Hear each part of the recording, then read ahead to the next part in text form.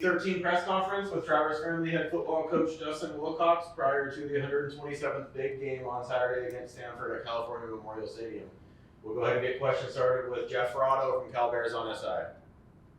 Yeah, good morning, Justin. I wanted to ask you about Jaden Ott. He's played 2 great games for you in the big game the last couple of years. How do you think he played the other day? Did you see some progress from him? He seemed to have his legs back under him a little bit more. Obviously, we didn't play really well anywhere last game. Unfortunately, he did have a big run, which was great to see. And both he and the Jet made big explosive runs. That was kind of the highlight of the day for our entire team. But I do think he looks like he's got his legs back a little bit, and excited for him to get some more opportunities this week. How difficult has this season been for him, do you think? Well, I don't want to speak for Jaden. I know everybody wants to be out there and at full strength as much as possible, and unfortunately things happen. And he got dinged up early in the season, the first game, and been work in progress trying to get back and back up to speed. And being healthy in this game is a relative term, and he's worked his way back onto the field, and I know he's feeling better and better, but I don't want to speak for him. It'd be good for you to ask him that. It would be great for me to ask him that, but that was my next question. We haven't actually had a chance to talk with Jaden since, I think, August. Do you have any idea why he's been so shy with us, and how things are going in that front? I don't know. I think some guys, really take to expressing themselves and talking, and other guys not so much. We try to respect the individuals, and it's again, I don't want to go out and speak for Jaden. Let Jaden speak for himself, and I know what he wants to do is go out and play well. I think that's really what he's focused on. Did you expect him to have a big game against Stanford? He's played really well against them in his first 2 years. He has, and I would expect, I think, for us to go out and win, we're going to have to play our best game, and that's running back and quarterback, O-line, D-line, defensive backs, linebackers. It's going to take everybody. All right, thank you. Mm-hmm. All right, Jake Curtis, Cal Bears on SI. Just sort of on that same train, do you think Jaden's 100% now healthy?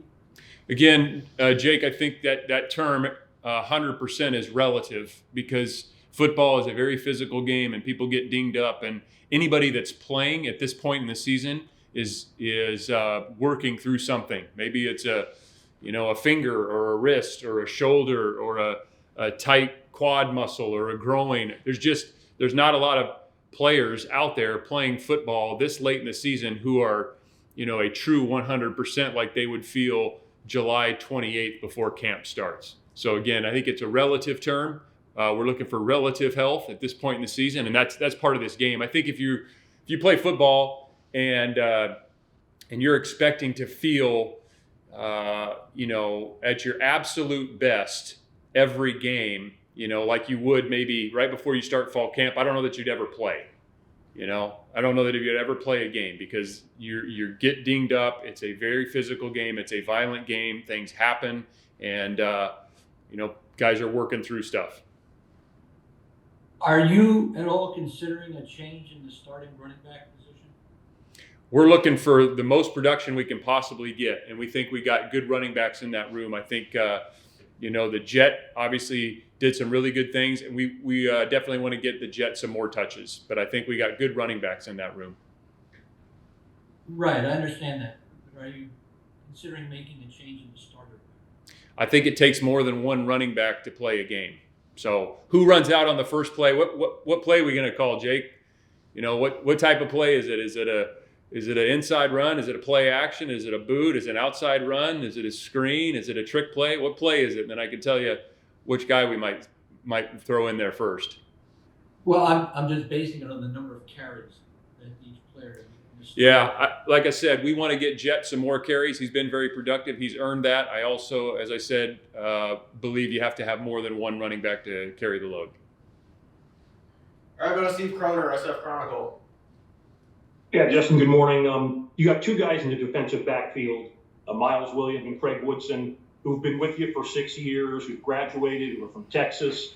what have they meant to the Cal program in general, or what have they meant to Justin Wilcox in particular?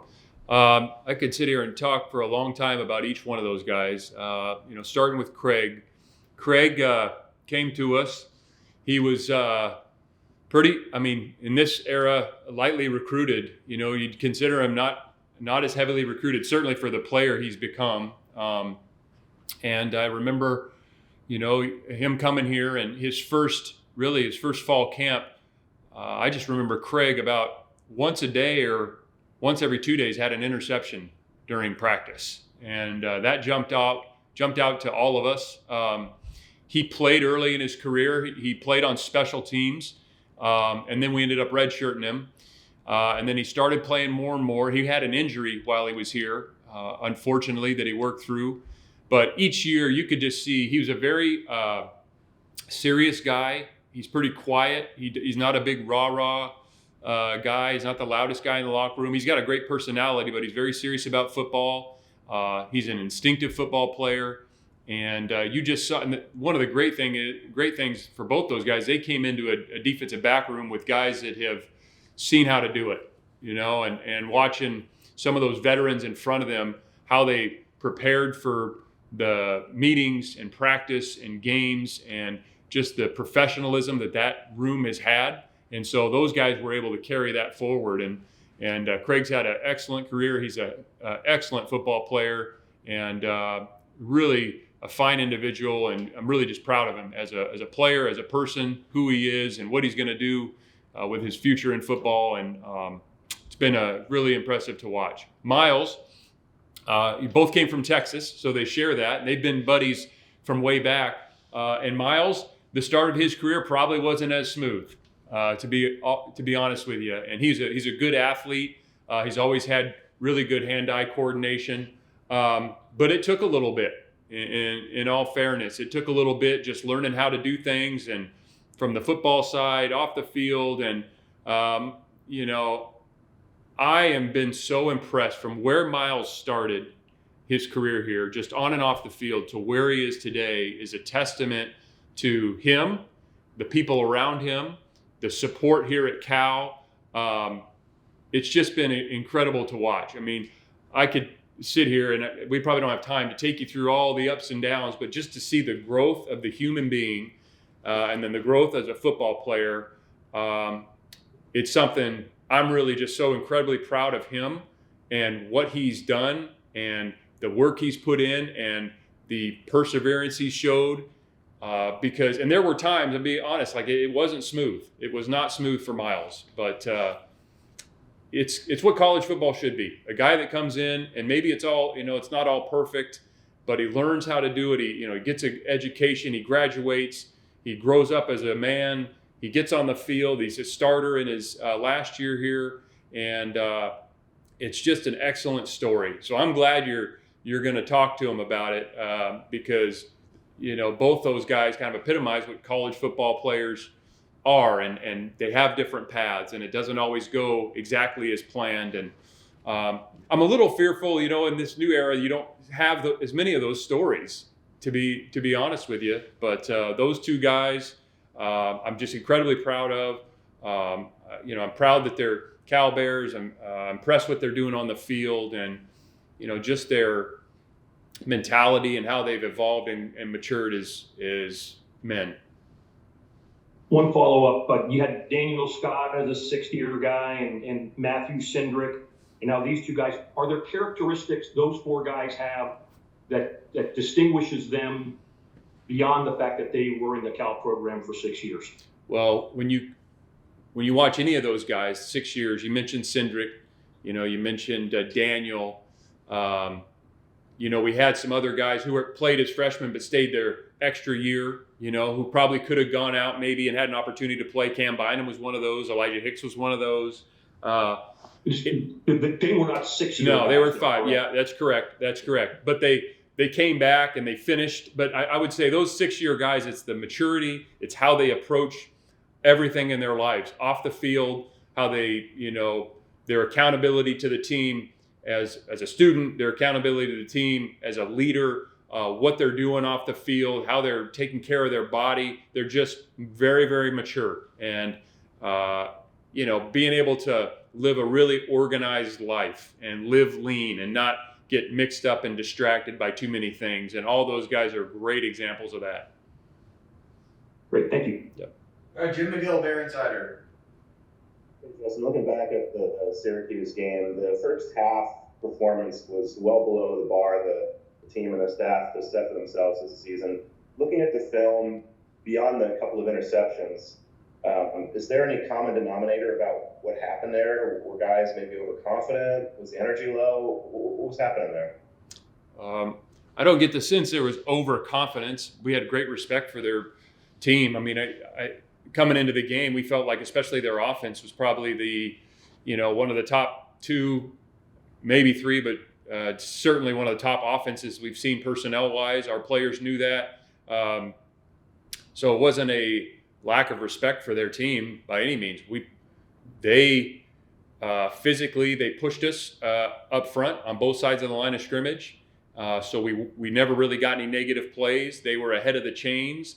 And then in all the critical downs, the third downs, whether it was a lack of pass rush or the one-on-one situations, they beat us. I mean, they beat us really, and we had missed tackles in some one-on-one situations.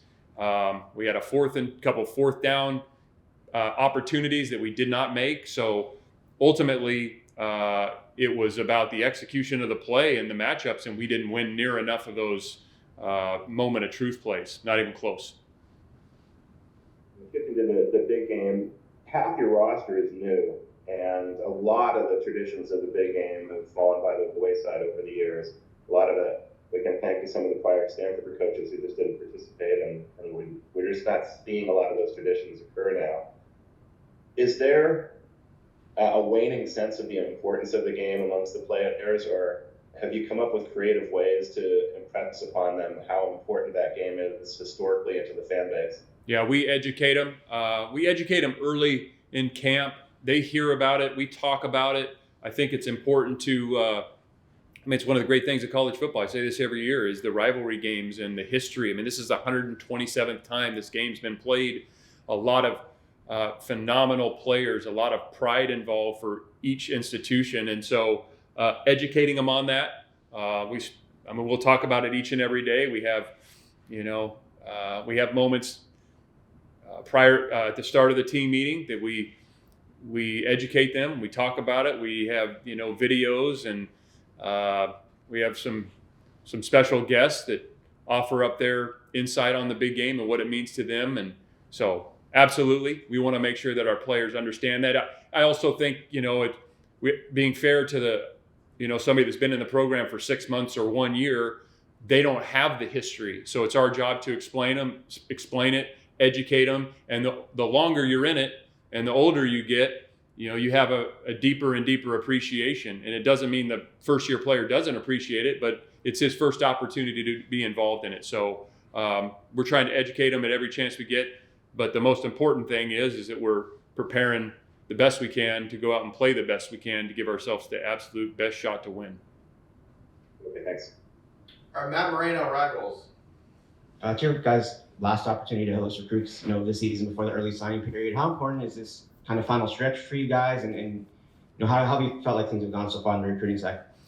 Recruiting is year-round. As you mentioned, there are opportunities to get them on your campus. We're going to continue to do that. We've had some great visits in recruiting. And recruiting, again, is like I just said, it's never over.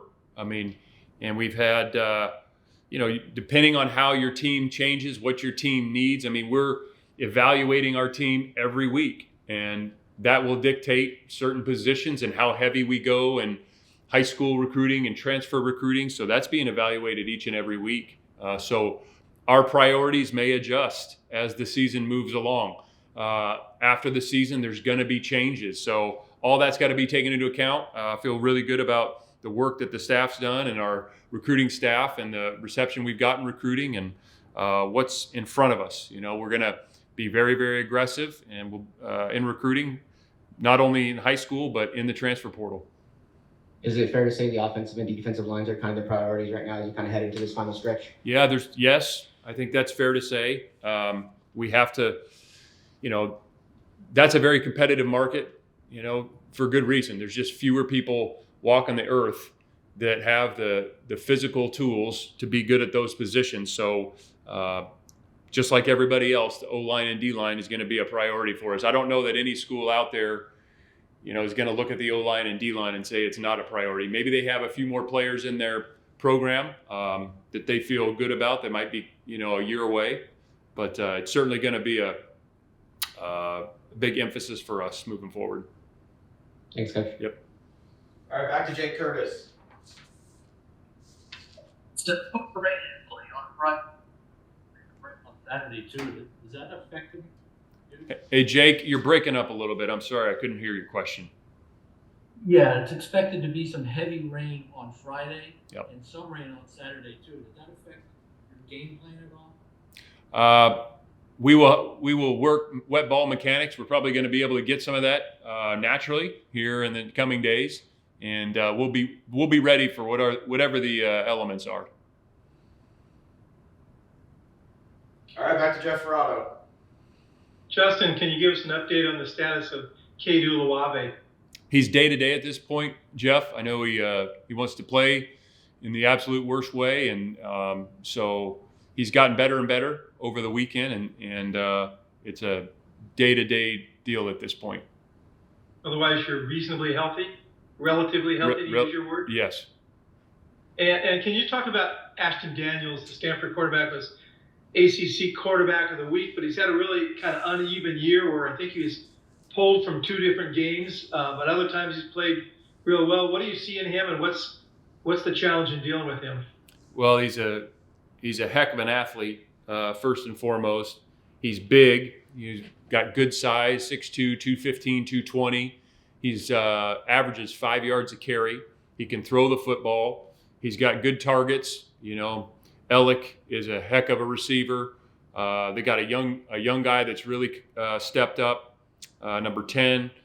And so, and Coach Taylor's very creative. They're going to have different looks. They're going to be in formations and schemes. They will give you different looks week to week. It's not going to be exactly what you saw before. So they're very creative that way offensively. He does a great job. And then they're coming off a 38-point output. And so I think Ashton's a heck of a player. I mean, those other QBs that they played, and I don't know exactly what went into the decisions. Those other guys are good players too. But obviously the running game with Ashton, the way they can outnumber people in the run game by using the quarterback, and then still, throw some traditional pass game, and that's without the wrinkles and the exotics that they'll give you. And if I can ask you something about their defense, they've got some veterans at certain places, but they're real young at cornerback. I think they start a freshman and a sophomore, and they've given up a lot of passing yards. Do you look at this and see this as an opportunity to get your passing game going again, or how do you look at that? Well, we need to put the ball in the end zone, and in order to do that, the best way to do that is be able to run it and throw it. And you mentioned the guys that they have coming back. David Bailey is an excellent player. I know he was dinged up just a little bit, but man, is he a force on the edge. Tobin Phillips is a really good interior player. The 2 linebackers are excellent. Tristan seems like he's been there forever, but the 2 inside linebackers are good. They have had some injuries in the secondary, but their safeties are good players. I remember recruiting Mitch way back when down from Southern California. What's important for us is to be efficient running the ball and then, efficient throwing the ball. That's the best thing you do offensively is have some balance. Once you become one-dimensional, it can be difficult. So what's best for our group, personnel-wise, and for us to score the most points is to have some balance. Very good. Thank you. Yep. All right, back to Steve Croner. Yeah, Justin, for those of us who've lived all our lives in the Bay Area, we know the big game, but we really don't know the rivalry games outside of the Bay Area. You've experienced other rivalry games. For someone who has experienced other rivalry games, what distinguishes this one? Well, first and foremost, the number of times, the history of it. I believe it's the west of the Mississippi River, it's been played the most. 127 times. It's there's a lot of history there, a lot of pride, a lot of people care, and I've been fortunate to be a part of some great rivalry games, whether it's the Civil War at Oregon State, or the Apple Cup at Washington State, and being in the Big Ten at Wisconsin and Tennessee. And this rivalry game is as passionate and meaningful as any rivalry game I've ever been a part of. There's no question about that. Thanks. Yep.